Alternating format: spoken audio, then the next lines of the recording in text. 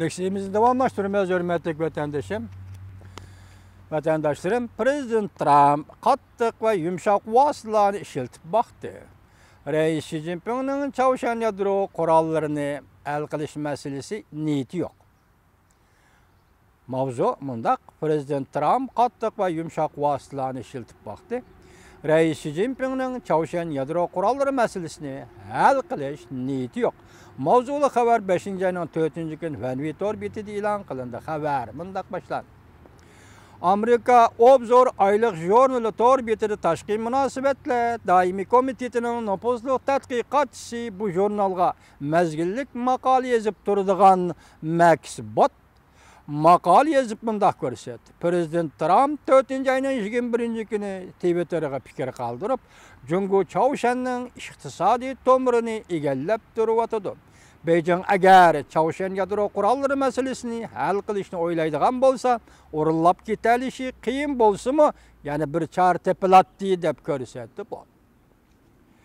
Prezident Trump en mühimi Cungu'ga besim işiltivatıdı. Çavuşan'ga emas. Prezident Trump şunu bildi ki deydi makalada. Cungu devlet çegrasıda uruş partlaşını halamaydı. Prezident Trump ikinci kıtım Çavuşan uruşu doğrusunda Çavuşan uruşunu kozgaş doğrusunda tehdit seliş bilen birge Reis Xi Jinping ançı munça menfaatinin təmini tetitip koydu. Kompartiyanın bu müsabit başlığını yaxşı adam dep maqtıdı. Xi Jinping vatanperver kişi, xalqni suydigan kişi dedi. Elbette Reis Xi Jinping onun hükmranlık kılışıga hırs kılgıcı kişilerini yaxşı görmeydi. Prezident Trump'ның bunda sözlerini doğru düşünüş buludu. Prezident Çavuşan meselesinde Reis Xi Jinping'nin hemkarlışını kolga keltirmekçi bolavatıdı. Prezident Trump'ның siyaseti muvaffak bolsa mı, lekin zor derecede galbi kılış mümkünlüğü bar degeli bolmaydı.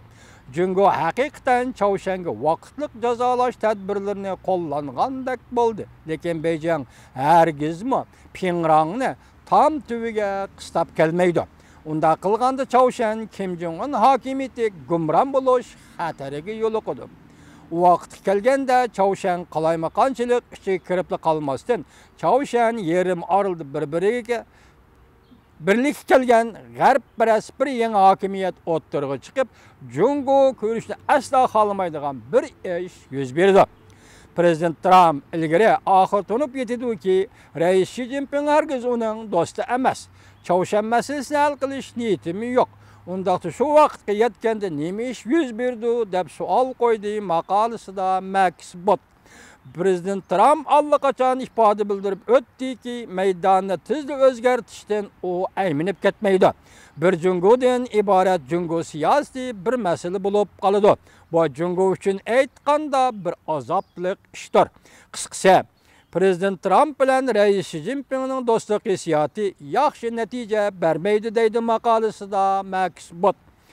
Amerika'nın siyasi Tayvan tarafı ağmaydı degende görünüdü. Belki kütmegende Reis Xi Jinping'a yana bir ilmek taşlap, eğer Jungo Çavuşan meselesi de hemkarlaşıdığan bolsa Amerika Tayvan'ı kollaşını kime yetiş mümkün deyip ifade bildireleydi.